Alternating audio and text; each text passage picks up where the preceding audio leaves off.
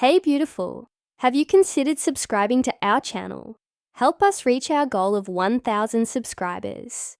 Under the crimson haze of Zirion Prime's war-torn skies, the Galactic Assembly stood in session. Within the obsidian amphitheater carved into the crust of the moon itself, echoes of power, pride, and conquest vibrated through the ancient walls. Only the most fearsome warriors across the galaxy had earned the right to attend. They were the conquerors of civilizations, the breakers of empires, the makers of legend. At the center sat General Vornak of the Karnathi Dominion, a living weapon wrapped in chitinous armor, towering over most of his peers. His 4 arms rested lazily on the stone table before him, 2 cradling his cleaver axes, 2 drumming out a rhythm of impatience. His tusked jaw jutted forward as he surveyed the council chamber with disdain. "So this is what we've come to?" he growled, voice low and gravelly. "Summoning primitives to our sacred trials?" Across from him, the Velari commander Threx reclined with precision, his thin, scaled form coiled in his warsuit. He adjusted a neural modulator near his temple, exhaling with clinical detachment. "Protocol Vornak. New species must be tested before full military recognition. The Concord insists." Vornak scoffed, lips curling. "The Concord can test its own spine if it thinks a new bloodless world deserves a seat among us. Earthlings they call themselves? I've seen larval spawn show more aggression." "They are recent to the stars," Threx replied coolly, "but their integration rates are unusual. Rapid. Perhaps deceptive." "Deceptively soft," Vornak grunted. "What kind of warriors abandon the sword in favor of machines that think for them? They don't fight. They calculate." The chamber's ambient lighting dimmed, signaling the arrival of Counselor Mraz.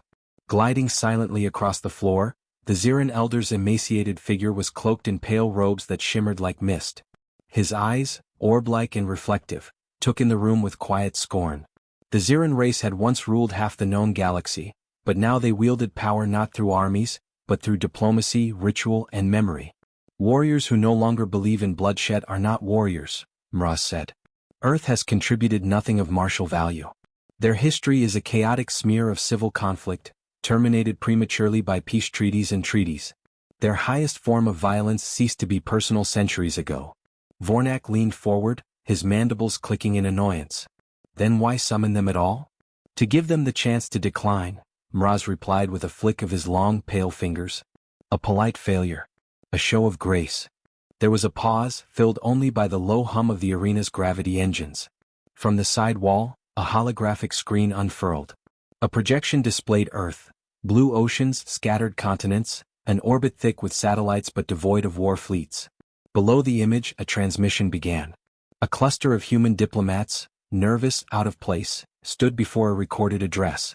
"Esteemed members of the Galactic Assembly," the man at the center began, adjusting his tie with uncertain fingers. "We are honored to be recognized by the Concord. Though we are not a warrior species in the traditional sense, we accept the trial and will send a representative." Laughter erupted from several sectors of the chamber. Vornak slammed a fist on the table, rattling the stone. "Who will they send?" he bellowed. "A poet? A politician? Perhaps one of their machine pilots who can't hold a blade?" Threx narrowed his eyes, his mind racing behind his emotionless facade. "It will not matter. The trials are unforgiving. Even if they send someone competent, they will not survive. Not here." Mraz said nothing, but his fingers tapped gently against his staff. His eyes remained locked on the image of Earth. "Let them come," Vornak finally growled. "Let them feel what true warriors are forged in. And when their bones litter the sand of the arena, no one will ever question who holds dominance in this galaxy." The announcement spread like fire across the galaxy's battle worlds. A new species. A trial. One human. One chance. The war moon of Zirion Prime would see blood spilled once more in the ancient Colosseum beneath its twin suns. In the weeks that followed, emissaries from Earth scrambled across continents, military bases and intelligence bunkers in search of a champion. They debated the selection with growing panic. Who among them still embodied the essence of the individual warrior? They had soldiers, yes, but soldiers who relied on squads, strategies, exocets and drones. No one fought alone anymore. That tradition was extinct. The name arrived not through protocol but through whispers. A man, off the grid, nearly forgotten, whose presence lingered like the smell of steel in the air before a storm. A recluse. A relic. A warrior. Even among Earth's fractured militaries, few remembered him by rank. He had renounced that life long ago. But among a dying martial sect in the hills of Japan, he was still known. Takashi Nakamura.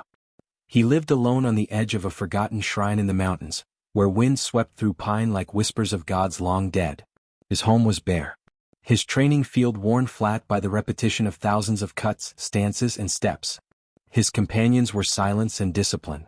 When the diplomats arrived, they found him meditating beneath falling snow, his katana resting across his lap. He did not move when they approached. Takashi Nakamura, one of them said, breath misting in the cold air. Earth has been challenged. We need a warrior. There was no response at first. Only the sound of wind, snow on gravel, and a bell tolling softly from the shrine. Then, I am no longer a soldier, Takashi said quietly. Nor a symbol. The world moved on from men like me. But they haven't, the diplomat insisted. They still believe in strength defined by honor and battle by blood. You're the only one who might speak their language. Takashi finally opened his eyes. They were calm but ancient. The eyes of someone who had buried more comrades than he could name. When do we leave? He asked. The day of departure came with little ceremony. He refused modern weaponry. Refused armor. Refused neural enhancements or kinetic shields. What he carried was forged from folded steel and history, not nanotechnology. The katana he wore had no name, but it had ended wars.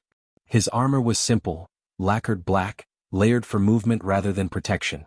His mind, sharpened over decades, was his greatest weapon. From orbit, Takashi looked down upon Earth for what might be the last time. The diplomats still argued behind him in hushed tones, worried he might not survive. He listened without listening. He had already died once many years ago in a war no one remembered. On Zirion Prime, when Takashi stepped from the transport shuttle into the Colosseum's preparation halls, silence fell like a blade. Alien warriors from a dozen bloodlines turned to see the lone human. There was no thunder in his arrival, no show of strength. Just presence. Vornak watched him from the upper tier, narrowing his dark eyes.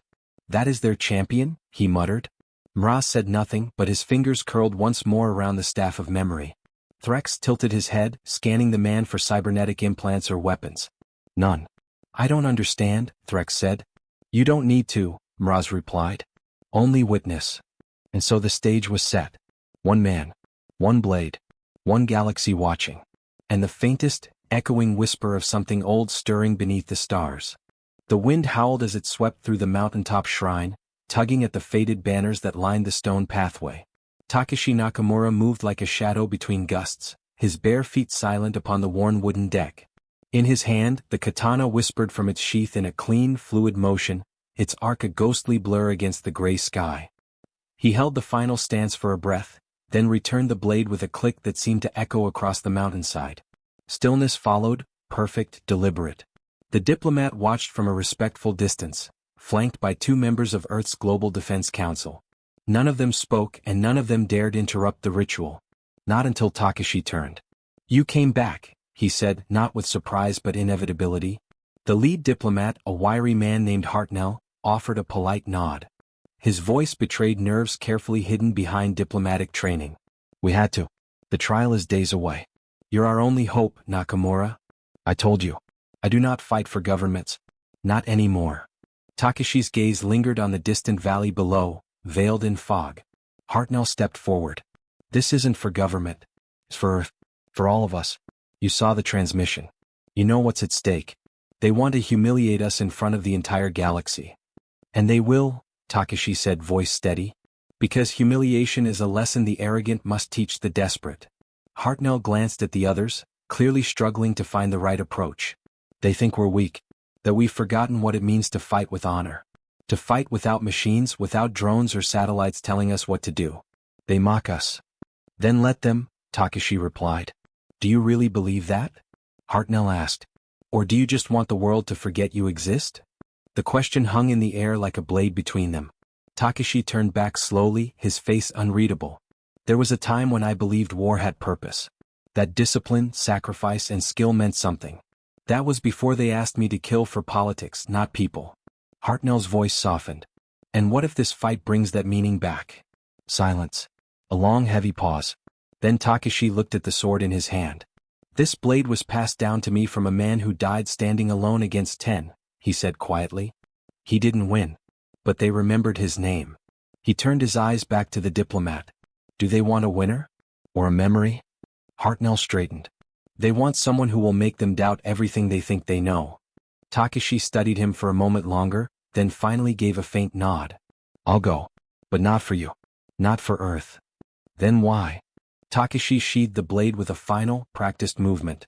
Because someone should remind them that spirit matters more than steel. The journey from Earth to Zirion Prime took 3 days by hyperspatial corridor. During that time, Takashi spoke little. He requested no accommodations. No entertainment.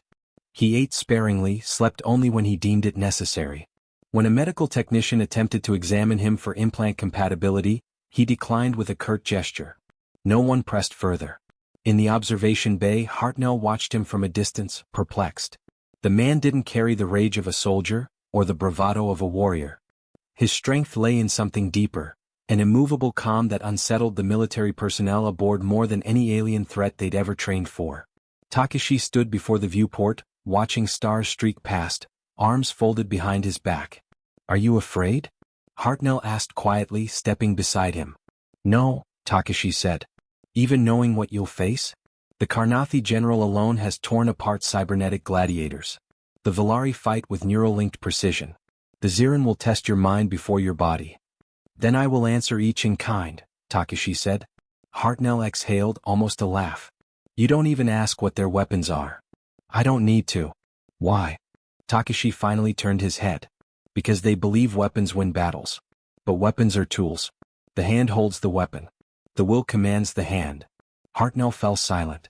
When they arrived, Zirion Prime greeted them with harsh winds and a landscape of red stone and iron ruins. The trial grounds loomed ahead, an ancient arena built into the bones of the moon itself. Spectators from dozens of species filled the tiered stadiums. They howled in alien tongues, placing bets, exchanging coded insults. Broadcast drones hovered overhead, ready to beam the spectacle to the far reaches of the galaxy. The human delegation received no welcome. Their transport was directed to a secluded preparation chamber beneath the arena. The room was sparse. A bench, a sink, a weapons rack that remained untouched. Takashi placed his katana upon the bench with care and knelt beside it. Armor? An assistant offered. We have carbon-threaded. No. Do you want the AI interface briefing on opponents? No. Hartnell watched as the others filed out, leaving the two of them alone. They're calling you the antique, he said, leaning against the wall. Some are saying Earth sent a symbol, not a fighter. They're not wrong, Takashi said. You're okay with that? I don't fight for applause, Takashi said. Or outcome. Hartnell frowned. Then what do you fight for? For the moment, Takashi said. When blade meets flesh. When silence precedes the strike. That instant tells you who you truly are. A deep gong reverberated through the chamber walls. It was time. The walk to the arena floor felt impossibly long. Above, the roar of the crowd intensified with every step. The gate before Takashi groaned open, revealing a vast battleground of sand, steel, and stone. Shadows of past bloodshed seemed to shimmer in the light of the twin suns. Across from him stood his first opponent. A hulking insectoid known only as Krasar. 10 feet tall. Forearms. Chitin-plated. Eyes like burning coals. His mandibles clicked in anticipation as he raised dual warblades that crackled with energy. The crowd screamed. The announcer, speaking in the unified galactic tongue, declared, Trial 1, Earth's representative versus Karnathi Vanguard, commence. Takashi stepped forward. No stance. No ceremony. Just presence. Krasar didn't wait. He charged with a deafening roar, blades slashing in a hurricane of steel and fury. The arena floor trembled beneath his momentum. Takashi didn't flinch. He shifted. What? The first blade missed his head by inches. The second grazed empty air. Takashi pivoted, moved inside the monster's range, and in a single motion, drew his katana and sliced upward through the gap beneath Krasar's chin plate. The alien halted mid-strike. Blinked. Then collapsed with a sickening crunch. Silence washed over the crowd. The drones hovered, uncertain. Takashi returned the blade to its sheath without flourish. In the council chamber high above, Vornak stood slowly. His massive brow furrowed, tusks twitching. Mraz merely watched, unblinking, and Threx tapped rapidly on his neural pad, searching for what had just happened. Begin recording analysis, Threx muttered. Vornak's voice rumbled low. He barely moved. He barely needed to, Mraz said, the corners of his mouth lifting almost imperceptibly. The gate on the opposite side of the arena opened again. No time to rest. No time to celebrate. Another opponent stepped out. Valari this time, taller, leaner, cloaked in shifting camouflage. A sniper with stealth field emitters and velocity knives. He vanished almost instantly, light bending around him. Takashi stood unmoved. He closed his eyes. For 30 seconds nothing happened. Then his sword snapped outward, so fast it vanished in blur. A shimmer appeared in the air beside him. The Valari assassin dropped to his knees, throat open, gurgling in confusion. 2 victories. No wasted movement. No wasted breath. The crowd no longer jeered. They watched. Quiet. Studying. Back in the holding chamber, Takashi knelt once more beside his sword, wiping the blade with calm efficiency. Hartnell leaned against the doorway, eyes wide. You realize what you're doing, right? Takashi didn't look up. What's that? You're changing their minds? One cut at a time. Takashi finally looked at him. I'm not here to change minds. I'm here to reveal them. Another gong sounded, deeper than the rest. Hartnell's voice dropped. You've been summoned to the final match. Takashi didn't ask who it was. He simply rose. Far above, in the War Council's private viewing chamber, General Vornak adjusted his armor. His 4 hands gripped the twin axes forged from neutron star iron. His jaw cracked as he smiled. So, he rumbled, let's see if this human can face a real warrior. And somewhere in the corridors below, Takashi Nakamura walked steadily toward the greatest test of his life, unrushed, unshaken, and ready. The gates opened not with a roar but with a hush. The entire arena fell into an unnatural silence, as if the very air braced for what was to come.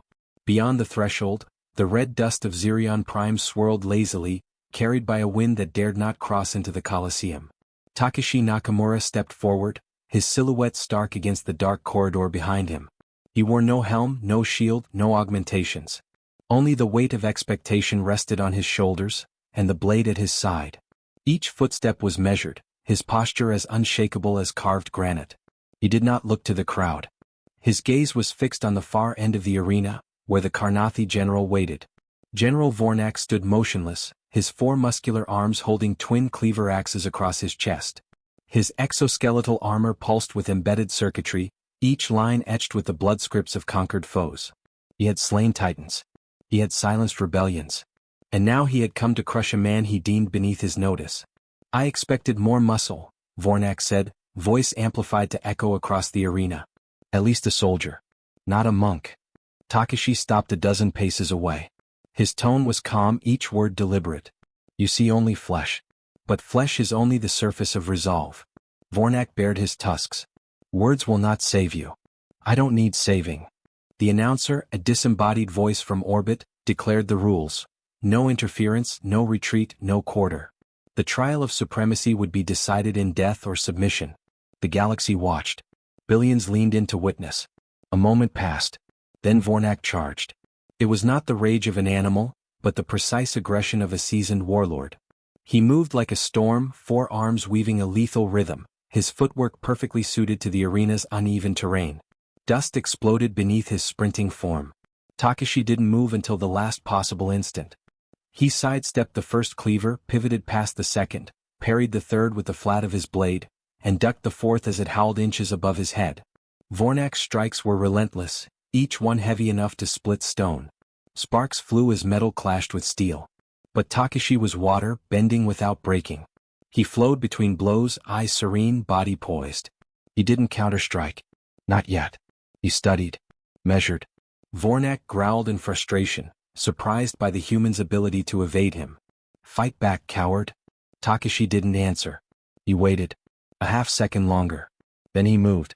His blade flashed, not with brute strength but with surgical precision. A diagonal cut across one of Vornak's secondary arms. Not deep. Not fatal. But clean. Blood hissed from the wound. The general snarled, staggering back, the limb twitching. For the first time the crowd gasped. Vornak's composure cracked. He roared, lunged again, sweeping both axes in tandem. Takashi met the force with a sidestep and a low sweep of his own blade, severing a tendon in the warlord's ankle. Vornak stumbled. Still he rose. Still he charged. The battle became a dance, steel against fury, precision against power. Takashi never struck twice in the same place. He targeted joints, weak points in the armor, nerves he had studied from medical records and anatomical scans. He made Vornak bleed in small but deliberate ways. But Vornak endured. His strength was monstrous. He adapted quickly. His remaining limbs moved in chaotic patterns, forcing Takashi on the defensive. Once the human was grazed, just above the shoulder.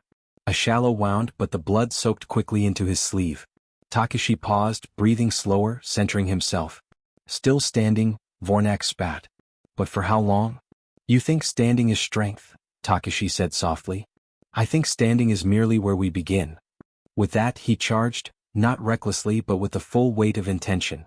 His strikes came faster now, probing, feinting, breaking rhythm. Vornak blocked two. Parried a third. But not the fourth. Takashi ducked low, drove the katana up beneath Vornak's rib cage, wedging it between the plating. A cry of rage erupted from the general as he swung a massive elbow, catching Takashi in the ribs. The human staggered back, coughing once, pain lancing through his side. They stood apart again, blood painting the dust between them. Both wounded. Both breathing hard. You could surrender, Vornak said, panting. Live. I already did, Takashi replied. Long ago. I surrendered everything but purpose. Vornak screamed and lunged again, aiming for the kill. Takashi dropped low. The final blow came not as a flourish but as simplicity, a straight thrust to the heart, sliding beneath Vornak's guard. The blade sank to the hilt. Vornak froze. He looked down, blinking at the steel protruding from his chest. His axis fell. His arms twitched.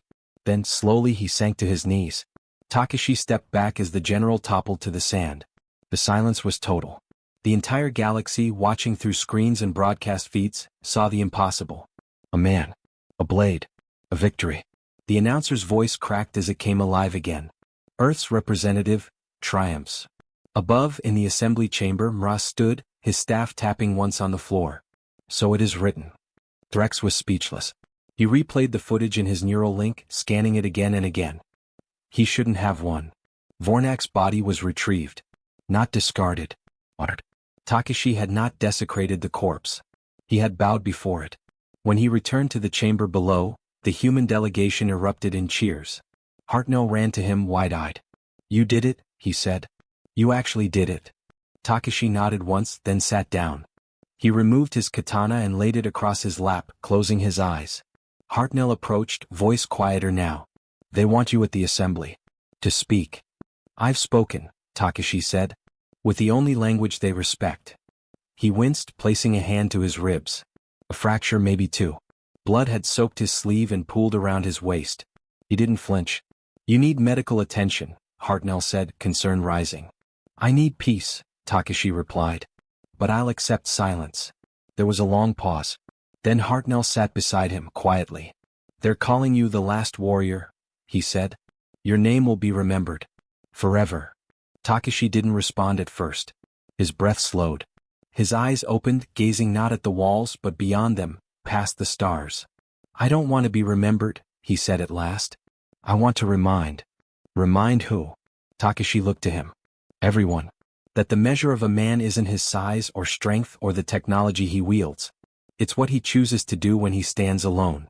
Outside, the arena's lights dimmed. Inside, a legend had already begun to grow. The chamber where the assembly gathered was a cathedral of power. Towering crystalline pylons hummed with psychic energy, casting ever-shifting patterns of blue and silver light across the curved obsidian walls. Representatives from 32 interstellar civilizations hovered or sat in their designated circles, each marked by sigils encoded in languages as old as the stars. It was here, beneath a dome of infinite sky, that judgment would be passed, not merely on a man but on a world. Takashi Nakamura entered with no escort. He walked alone, sword sheathed, garments torn and stained with blood, his and others. Yet every eye turned to him with the weight of respect earned the ancient way, through suffering, through silence, and through the unquestionable merit of surviving what should not have been survived. From his floating dais, High Arbiter Voskel, elder of the Zirin Mindforge Collective, leaned forward. Earth's representative, he said, his voice like wind through ancient glass. You stand victorious in the trials of supremacy. You have shattered precedent. You have silenced mockery. The galaxy watches and awaits your words. Takashi said nothing at first. He looked not at the Arbiter but at the others, at Threx of the Cyborn Coalition, still furiously reviewing combat analytics, at Mraz of the Drelly Confederation, impassive and inscrutable, and at the empty Karnathi seat, its silence louder than any accusation. Then he spoke. I came here not to win, he said, voice calm, measured. Not to conquer. I came because someone had to remind you what strength looks like when it has nothing left to prove. A murmur rippled through the chamber. You speak of strength, Voskel said. Yet your people are fractured, divided, relying on relics and traditions long buried beneath technological advancement. How do you reconcile that contradiction? Takashi stepped forward. Because what you call relics we call roots. And while your machines evolve, your spirits wither. You believe that power is measured by the size of a fleet or the precision of a drone strike. But true power is still, and always has been, the man who chooses to stand when he could run. Who acts, even when action offers no promise of survival. The Arbiter tilted his crystalline head. You suggest that honor outweighs outcome. I suggest that outcome without honor is decay, Takashi replied. Mraz finally spoke. His voice was soft, but every syllable fell like a stone. The Karnathi have demanded a response. They claim your victory is invalid, that you exploited ceremonial ignorance to conceal cybernetic enhancements. Do you deny this? Takashi didn't blink. I have no enhancements. Then how? Threx blurted out, his patience unraveling. Your reflexes were beyond biological limits. You calculated neural vectors faster than predictive AI. You had no tactical support, no kinetic shielding, no quantum prediction array. Explain it. Takashi walked to the center of the chamber, where a ring of energy lit up beneath his feet. You built your weapons to make war effortless. I built myself to endure effort without reward. That is the difference. You engineer advantage. I trained for it. Threx sneered. Training is obsolete. So is belief, Takashi said, until someone dies for it. A long silence followed. For the first time in centuries, the assembly had no response prepared. They had expected either arrogance or submission. They found neither.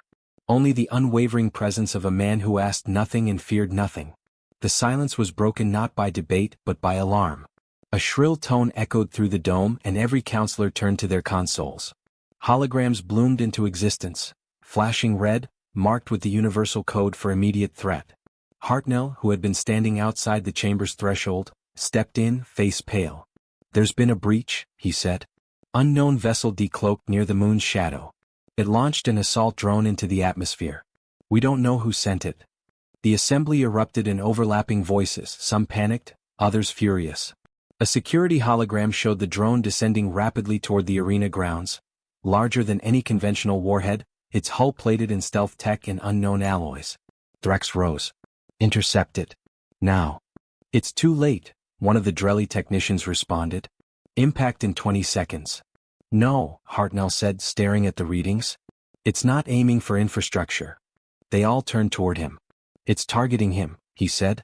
Takashi didn't move. His face remained neutral, as though death were simply another opponent, another duel to meet with poise. Get him out. Voskel barked. Evacuate the floor. The chamber's evacuation shield slammed down before anyone could react. Only Takashi remained beneath the dome, alone in the energy-lit ring. Through the crystal ceiling, the drone became visible, a gleaming comet of annihilation, screaming through the atmosphere like a vengeful god. Its warhead was designed for planetary sieges, not assassination. Whoever sent it had overcompensated, fearing that even now their enemy would not fall easily. Takashi closed his eyes. One breath. Two. Then he moved. He ran, not away but toward the open center of the chamber, where the resonant core's gravity wells intersected. His sword flashed as he moved, cutting through control cables, redirecting energy lines, slashing across the levitation anchors of the ring's base. The chamber shook. Alarms flared. Counselors shouted. What is he doing? Someone screamed. Takashi hurled his katana like a spear into the final anchor point, and the central dais surged upward with a burst of redirected magnetic force. It rose like a bullet through the ceiling's emergency release hatch, just as the drone's shadow fell across the dome. In the sky above Zirion Prime, two objects met. The collision lit up the stratosphere. A silent shockwave expanded outward, dispersing energy in a ring of impossible color.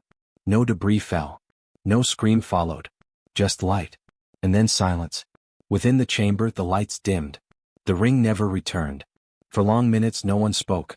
Hartnell stood, staring up through the fractured ceiling, lips slightly parted. His voice when it came was hoarse. He knew. He used the assembly's own magnetic platform to meet the drone mid-strike. It was the only way to stop it without letting it reach the planet. Mraz exhaled slowly. He gave you a symbol. Threx looked hollow, eyes unfocused. He gave us a question we don't know how to answer. In the following days, recordings of Takeshi's final moments spread across the galactic net. Some called it suicide. Others called it sacrifice. But none denied its effect. Worlds began to re-evaluate their warrior traditions. Recruitment centers in distant colonies shifted their focus from AI coordination to personal discipline. On Mars, a new training academy was founded, not with simulators but with sand, wood, and silence. They called it the Nakamura Path. In the assembly, Earth was granted observer status no longer. They were made a full member with an amendment written into the accords themselves. Strength is not measured in alloy or code alone, but in the will of the one who stands last. Hartnell stood on a podium weeks later, delivering Earth's first official address as a sovereign equal. His voice cracked slightly as he looked into the camera. He never wanted to be remembered, he said. But we do remember. Not because of what he killed, but because of what he refused to become. On a quiet mountaintop on Earth, the wind moved through an empty shrine. The katana was gone but the stand remained. Visitors came, sometimes in silence, sometimes in awe. And somewhere far beyond the stars, in the hushed corridors of memory, Takeshi Nakamura still stood, unmoved, undefeated, and unforgotten.